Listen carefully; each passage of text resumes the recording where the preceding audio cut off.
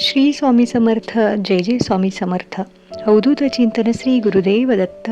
श्री स्वामी समर्थ महाराज की जय. नमस्कार मित्रमैत्रिणींनो, कशा आहात? आनंदी आहात ना?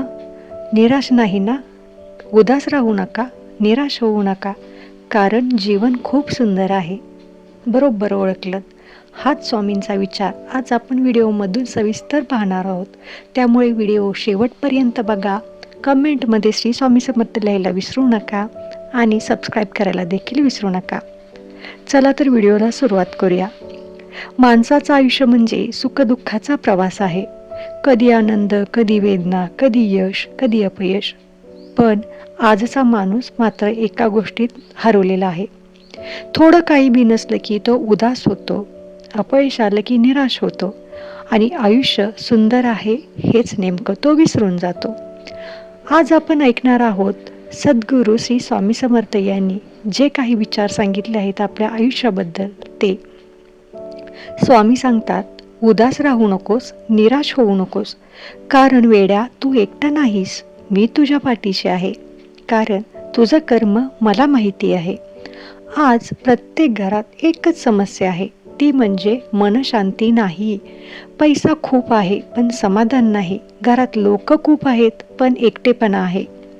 स्वामी सांगतात की दुःख कधीच बाहेर नसतं, ते फक्त आपल्या विचारात असतं.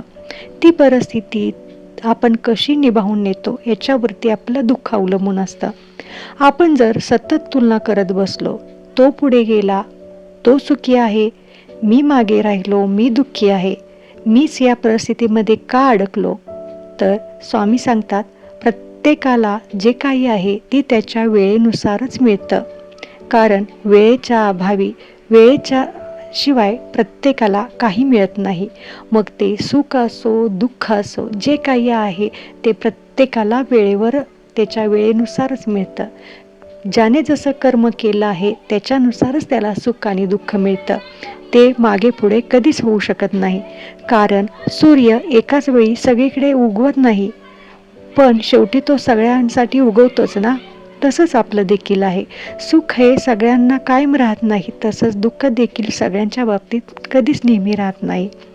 स्वामी सांगतात की निराशा म्हणजे नेमकं काय, तर स्वामी म्हणतात निराशा म्हणजे देवावरचा विश्वास कमी होणं. जेव्हा माणसाला निराशा येते ना, तेव्हा माणूस देवापासून दूर जायला लागतो आणि देवावरचा विश्वास त्याचा कमी होतो. स्वामी स्पष्ट सांगतात, निराशा ही अहंकाराची निशाणी आहे. कारण आपण म्हणतो माझ्या प्रयत्नांचं फळ मला मिळालं नाही, मी स्वामींची भक्ती केली, स्वामींची सेवा केली, पण स्वामींनी माझ्याकडे बघितलं नाही. पण स्वामी म्हणतात तुझ्या प्रयत्नांचं फळ मी ठरवतो, त्याची वेळ मी ठरवतो, तू नाही.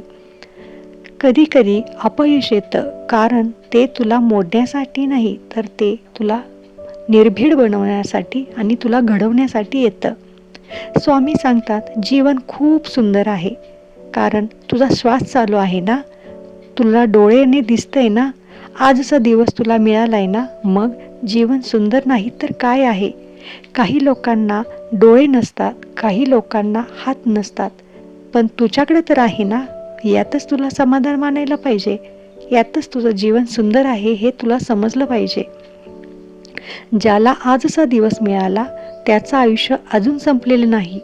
फुलाला काटे असतात, पण म्हणून आपण फुल नाकारतो का? नाही ना. तसंच आयुष्यात दुःख आहे म्हणून आयुष्य आपण नाकारलं पाहिजे का? नाही ना. आयुष्यात दुःख आहे म्हणूनच आपल्या सुखाची किंमत आहे. स्वामी सांगतात माझ्यावरती विश्वास ठेव, तू फक्त चालत राहा, वाट मी तयार करतो. अनेक वेळा आपल्याला वाटतं देव काहीच करत नाही, पण स्वामी शांतपणे काम करत असतात. जेव्हा आई लहान बाळाला चालायला शिकवते तेव्हा ती त्याचा हात सोडते, पण बाजूला उभे असतेच ना. तसंच स्वामी आपला हात कधीच सोडत नाहीत. प्रत्येक संकटात स्वामी आपल्याबरोबर असतात, फक्त आपल्या विश्वासाची जोड त्याला हवी आहे. स्वामी सांगतात आनंदी कसं राहायचं. स्वामी म्हणतात आजचा दिवस स्वीकार, देवाने दिलेला दिवस, देवाने दिलेलं अन्न याच्याविषयी कृतज्ञ राहा. जास्त अपेक्षा ठेवू नको, स्वतःशी प्रामाणिक राहा, देवावरती विश्वास ठेव. आनंद बाहेर शोधू नको, तो तुझ्या मनात आहे हे फक्त लक्षात ठेव. उदास राहू नकोस आणि निराश देखील होऊ नकोस. तू जे काही सहन करतोयस ते व्यर्थ कधीच जाणार नाही. मी तुझ्या प्रत्येक अश्रूंची नोंद घेतोय. फक्त योग्य वेळ आली की त्याचं उत्तर तुला नक्की मिळेल. आज जर तुझं मन दुखावलेलं असेल, आज जर तुझ्या डोळ्यात अश्रू आले असतील, तर एक गोष्ट मात्र लक्षात ठेव, हेही दिवस जातील आणि तुझ्या आयुष्यात सुखाचे दिवस नक्की येतील. परंतु माझ्यावरती विश्वास ठेव, लोकांना मदत कर, तुझे कर्म चांगले ठेव आणि येईल तो दिवस सुखाने समाधानाने जग. कारण आयुष्य खूप सुंदर आहे. म्हणून निराश राहू नको, उदास राहू नको. कारण आयुष्य खूप सुंदर आहे. देवाने हे दिलं आहे ते भरभरून जग. व्हिडिओ आवडला असेल तर कमेंटमध्ये श्री स्वामी समर्थ लिहायला विसरू नका. सबस्क्राईब करायला देखील विसरू नका. आणि हो, आनंदी राहायला देखील विसरू नका. नमस्कार, धन्यवाद. श्री स्वामी समर्थ.